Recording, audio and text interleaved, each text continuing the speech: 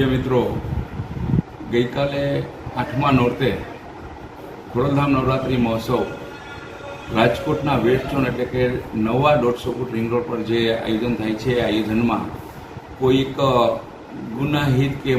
ગુનાહિત માનસિકતા ધરાવતા ઈસમ દ્વારા નાની એવી વાતને લઈ અને એક ઉગ્ર થઈ અને એમને જે છરી વડે જે હુમલો કર્યો એ ઘટના ખરેખર નિંદનીય અને વખોડની છે.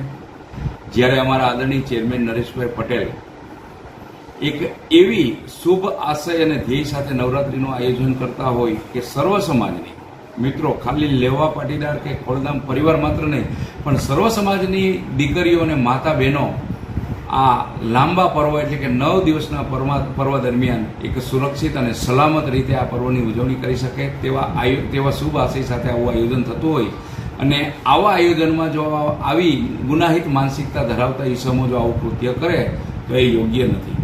નાની એવી બાબત, બેસવાની બાબત કે જે ઈસમ પોલીસે જેમને કબજે કર્યો છે એ ઈસમ એક બેસવાના બાબતે આવી રકઝક થઈ છે. એ ઈસમ બેઠો હતો ત્યારે અમારા સ્વયંસેવક મિત્રો એમને રિક્વેસ્ટ કરી, 3 થી 4 વખત જઈને રિક્વેસ્ટ કરી કે મહેમાનો આવે છે તો આપ અહીંયા નહીં, પાછળની રોમાં બેસો.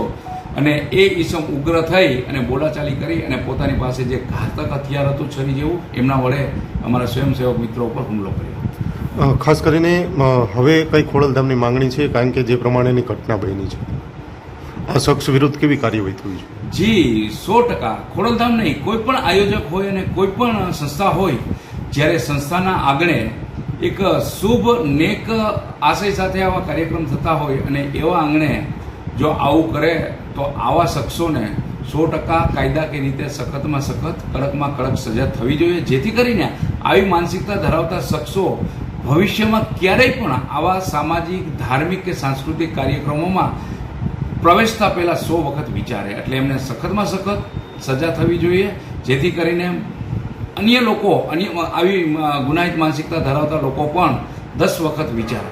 હસમુખભાઈ, ઈજાગ્રસ્તોમાં પૂર્વ ધારાસભ્ય પોપટ લાખા સોરઠિયાના પૌત્રને પણ વાયો, ખરેખર શું સત્ય છે? જી મિત્રો, અમારા જે 3 મિત્રો જે ઘવાયા છે એમાં મૌલિકભાઈ પરસાણા, અશોકભાઈ ફળદુ અને હરિભાઈ સોરઠિયા.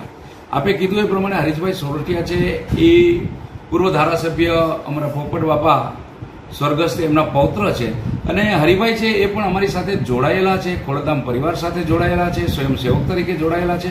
એટલે નાના મોટા અમારા કંઈ બી ફંક્શન હોય તો હરિભાઈની હાજરી હોય. અને ગઈકાલે જોગાનું જોગ જે આ બનાવ બન્યો એ વખતે હરિભાઈ પણ ત્યાં હાજર હતા અને જે શખ્સે ઈજા કરી એમાં હરિભાઈને પણ ઈજા થયેલી છે.